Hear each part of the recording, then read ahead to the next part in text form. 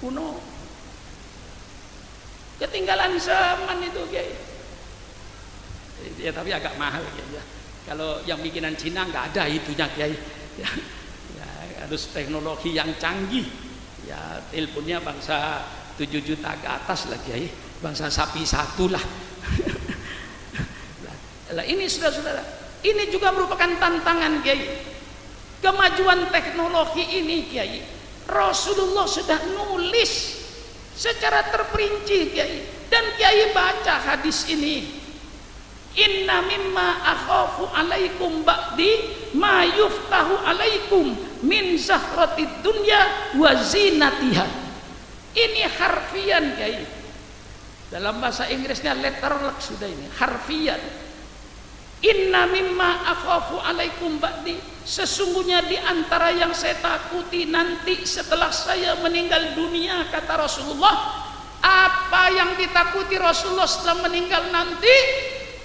Ma yuftahu alaikum. Emanya ma masdariyah Kiai, bukan manafi. Ma yuftahu alaikum, sesuatu yang akan dibukakan oleh Allah terhadap kalian nanti. Apa yang akan dibukakan oleh Allah? Min zahratid dunya wa zinatiha, dari keindahan dunia dan perhiasan dunia nanti akan dibuka oleh Allah di akhir zaman. Zaman itu yang saya takuti. Petanahan sekarang bukan petanahan 40 tahun yang lalu. Betul? Kebumen sekarang bukan kebumen 40 tahun yang lalu. Madura sekarang bukan Madura 50 tahun yang lalu. Sudah dibikin jembatan Surabaya, Madura, Suramadu.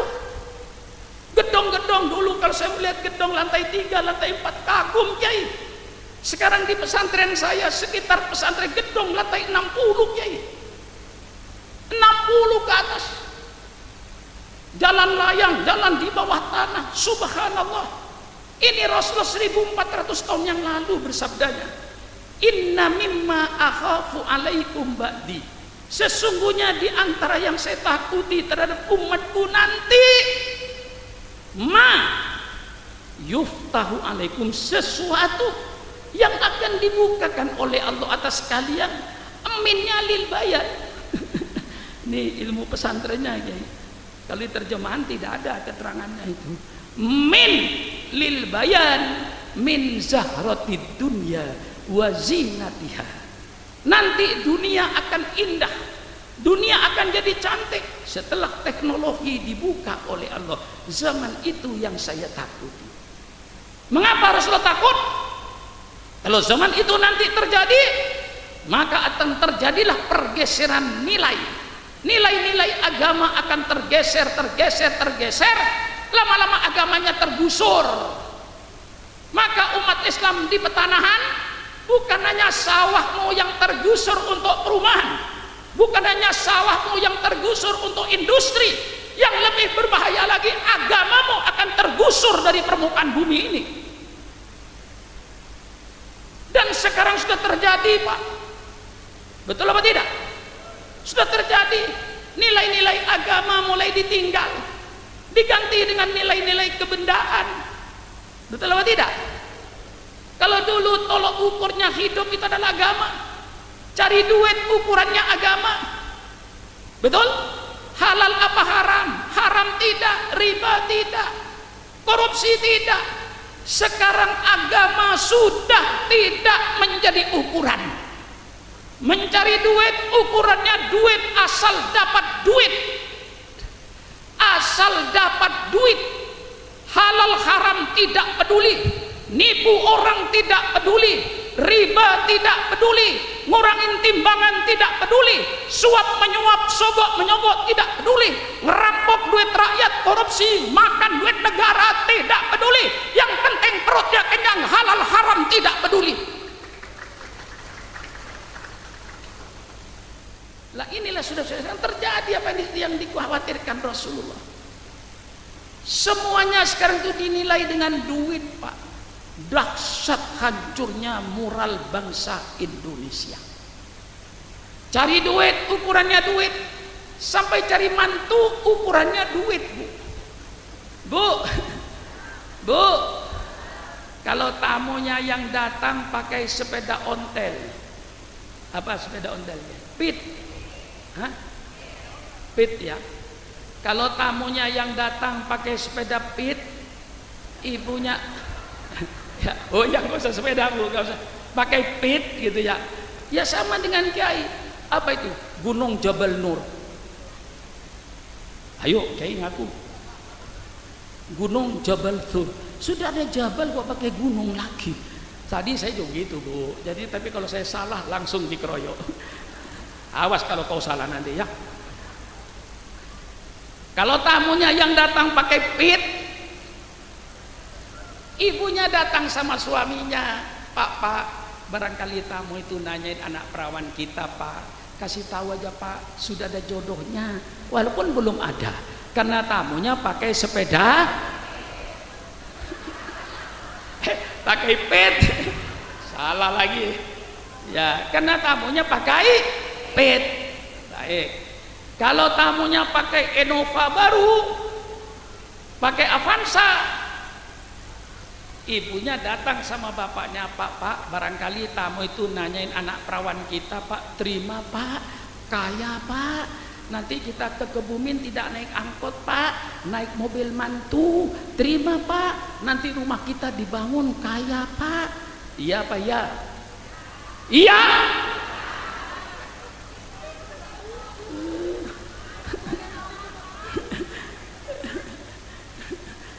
Iya katanya. Nah, ini saudara, cari mantu nilainya ukurannya duit. Pasang kuping.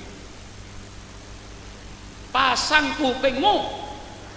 Bapak-bapak, kalau bapak dan ibu mengawinkan anak perawannya dengan laki-laki yang tidak sujud kepada Allah, yang semata-mata karena kekayaannya, berarti bapak dan ibu rela tega anak perawannya dibakar di api neraka karena kedua orang tua yang mata duitan, orang tua pengkhianat. Saya ulang sekali lagi, takut ada kuping-kuping yang kelewatan. Iya Kiai, kalau nyiram keramik itu kalau sekali kan masih ada sisanya Kiai, siram lagi 1 ember Kiai. Kalau 3 kali disiram, insya Allah lah nggak ada kuping-kuping yang kelewatan. Pasang kupingmu. Ya berani saya bu. Mengapa berani bu? Kan saya yang paling tua bu. Betul atau tidak bu? Masa ada orang tua kualat anak muda? Kan tidak ada bu. Ya bu ya. Pasang kupingmu. Dengarkan pidato saya. Kalau bapak dan ibu mengawinkan anak perawannya dengan laki-laki yang tidak sujud kepada Allah, yang semata-mata karena kekayaannya, berarti bapak dan ibu ridho, rela, tego anak perawannya dibakar di api neraka karena kedua orang tua yang mata duitan, orang tua pengkhianat. Puas saya. Saudara puas enggak? Barangkali terlalu kasar bu ya. Hah? Kalau ibu bilang Pak Sukron kasar, terima kasih bu, saya tidak marah bu. Kalau bapak bilang Pak Sukron kasar, terima kasih pak, saya tidak marah. Memang saya makhluk kasar, bukan makhluk halus. Ibu makhluk apa? Hah? Yang merasa makhluk halus, tolong kembali ke kuburan. Ya sama-sama makhluk kasarnya, kasar-kasaran saja biar paham. Betul apa tidak? Dari hancurnya negara ini pak, terpaksa Sukron Makmun bicara yang benar. Terserah saudara mau tersinggung, mau sakit, bukan urusan saya. Kalau sudah kiai tidak mau bicara yang benar, siapa lagi kiai yang akan bicara yang benar? Betul apa tidak? Dari hancurnya bangsa ini sekarang sampai memilih pemimpin bukan nilai agama lagi pak. Dalam agama milih pemimpin, cari pemimpin yang sidik, jujur, cari pemimpin yang amanah, yang terpercaya, yang tidak berkhianat, cari pemimpin yang tabligh, yang menyampaikan kebenaran, bukan menyampaikan kebohongan demi pencitraan. Itu pemimpin bohong. Jangan mencari pemimpin yang cerdas, yang mampu menyelesaikan kesulitan rakyatnya. Ini nilai-nilai Islam, sidik, amanah, tabligh, fatonah. Betul apa tidak? Tetapi sekarang hilang semua. Kalau saya ada pemilihan umum, masuk kampung keluar kampung, masuk desa keluar desa, saya tanya, Pak mau milih yang mana Pak pemilihan umum? Hampir jawabannya sama. Pokoknya Pak, yang ngasih duit saya pilih, yang tidak ngasih duit tidak saya pilih. Betul apa tidak?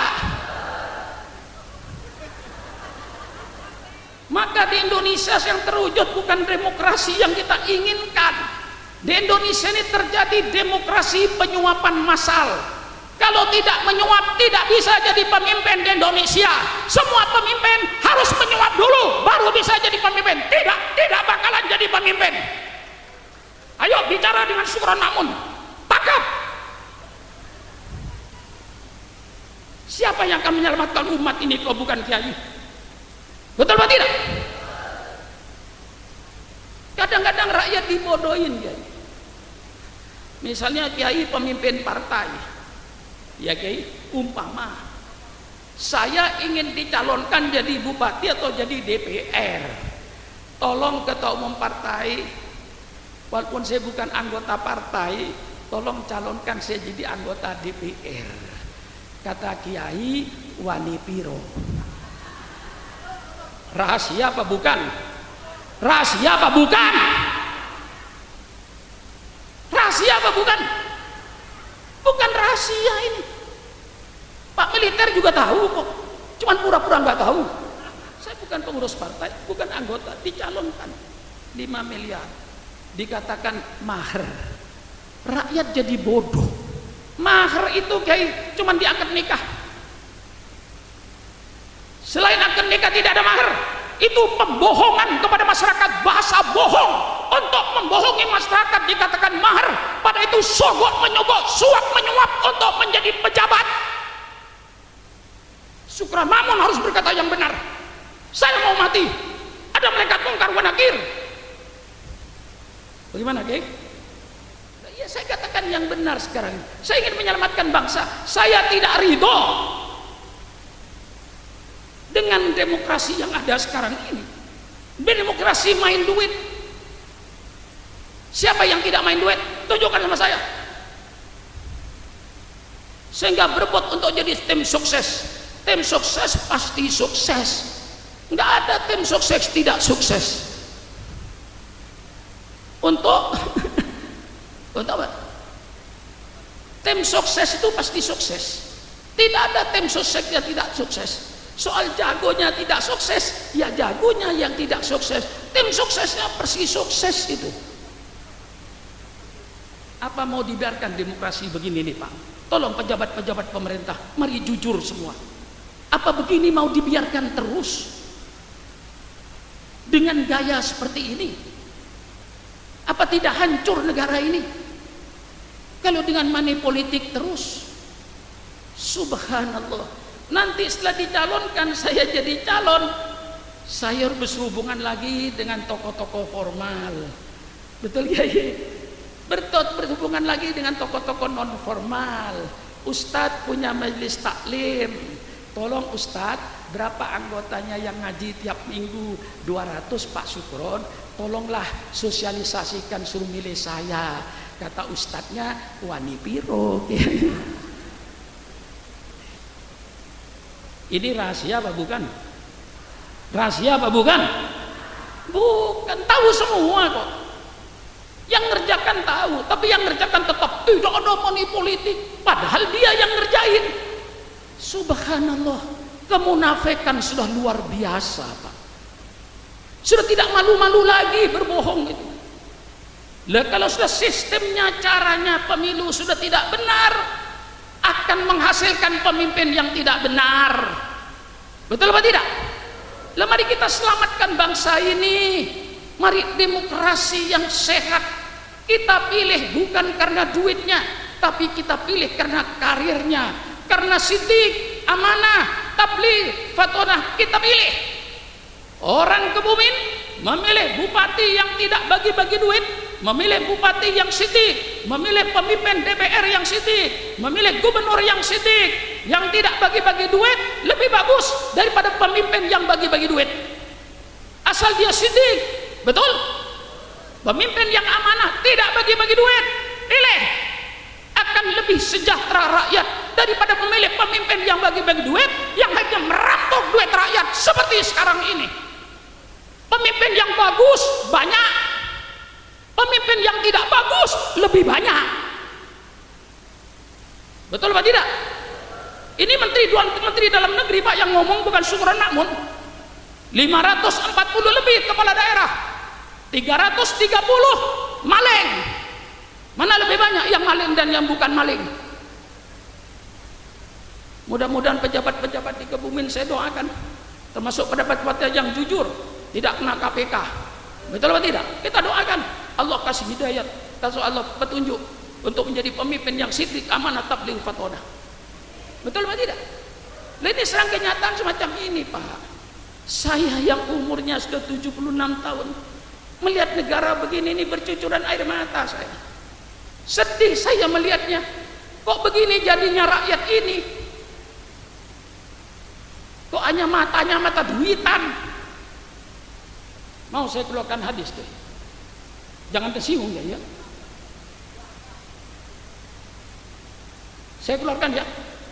Baca kitab Riyadhus Shalihin, babun Mansurat, kira-kira 3 bab sebelum terakhir ya. Baca nanti. Salasatun la yukallimullahu yaumal qiyamah wa la yanzuru ilaihim wa la yuzakkihim wa lahum adzabun alim. 3 golongan Allah tidak mau bicara dengan orang itu, dan Allah tidak mau melihat orang itu, dan Allah tidak mau mengampuni orang itu, dan Allah akan mengadab orang itu dengan adab yang pedih. Siapa 3 golongan itu? Baca kitab Riyadhus Shalihin. Pertama, rajulun ala fadli ma'in bil falatih yamna'uhu min ibnis sabil.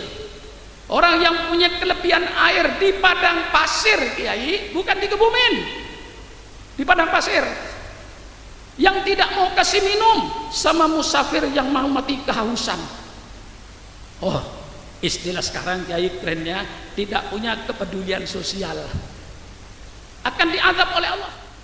Golongan yang kedua, rajulun yubayu sil'atan yahlifu billahi annahu akhadha kada bi kada wa huwa ala wairu dzalik.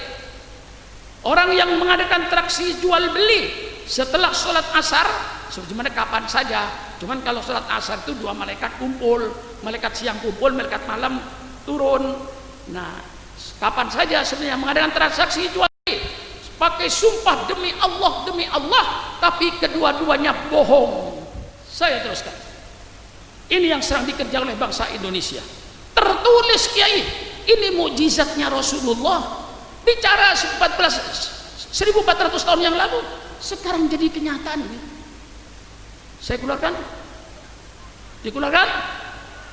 Rajulun yubayi'u imaman la yubayi'uhu illa lid dunya fa in u'tiya minha wafa wa illam yu'ta lam yafi. Orang yang mengangkat pemimpin dan dia tidak mengangkat pemimpin tadi kecuali karena dunianya, karena duitnya, karena dikasih duit dia mendukung, tidak dikasih duit dia tidak mendukung. Inilah pekerjaan kiai sangat ini. Begitu dikasih duit, wafa yafi, memenuhi, wa illam yu'ta lam yafi. Kalau nggak dikasih duit tidak mendukung. Kiai yang bagus banyak, tapi kiai wani piro lebih banyak. Ini rahasia pakai nyataan deh. Mengapa kiai nggak ngomong? Saya ini nggak tega kalau barang tidak benar, saya tidak mencegah, itu tidak tega. Kiai. Berapa dosa saya kalau tidak saya pidato begini, Kiai? Yang saya pikirkan dosa, Kiai. Maka sejak dulu Syukron Makmun ya tetap aja begini, tidak mengalami perubahan, tetap menyampaikan amar ma'ruf nahi mungkar. Lah inilah saudara-saudara, mari kita hidupkan ahli sunnah wal jamaah. Pesantren-pesantren kita dukung sepenuhnya, Bu ya. Bu, kalau ibu belanja ke pasar, Bu, ada lebihnya 1.000, 2.000, masukkan celengan, Bu. Ya, nanti 1 bulan 60.000, berikan ke pesantren, Bu, berikan ke masjid, Bu. Masya Allah. Nah, inilah yang saya sampaikan. Mari kita ini kalau ada apa-apa dekatin kiai, tanya sama kiai. Sekarang ada paham yang sosok cinta keluarga Nabi tapi maki-maki sahabat, itu hati-hati. Cinta maulid tapi maki-maki sahabat, malah mengkafirkan sahabat, itu juga hati-hati. Maka kepada pemerintah saya mohon, semua ajaran yang bertentangan dengan masyarakat yang ada, tolong tidak boleh masuk ke masyarakat itu, walaupun itu benar. Misalnya di sini semua orang tidak kunutan, lalu ada orang masuk supaya kunutan, suruh keluar orang. Karena di sini orangnya sudah nggak kunutan semua. Nah, kalau di sini orang di Petanan kunutan semua, lalu ada orang berkata jangan kunutan, tolong pemerintah tegas, Anda keluar dari situ. Ini orang kunutan semua, jangan bikin kegelisahan. Betul apa tidak kira-kira? Betul apa tidak? Jangan bikin kegelisahan, jangan membiarkan ajaran yang bertentangan dengan masyarakat umumnya. Betul apa tidak? Terlepas ajaran benar atau tidak, terlepas itu, tapi kita inginkan supaya tidak ada kegelisahan. Betul apa tidak? Kalau masyarakatnya semua tarawihnya 8 rakaat, tolong yang 20 kayak saya jangan ngaco. Lalu masuk ke masjid yang 8 rakaat. Ini apa?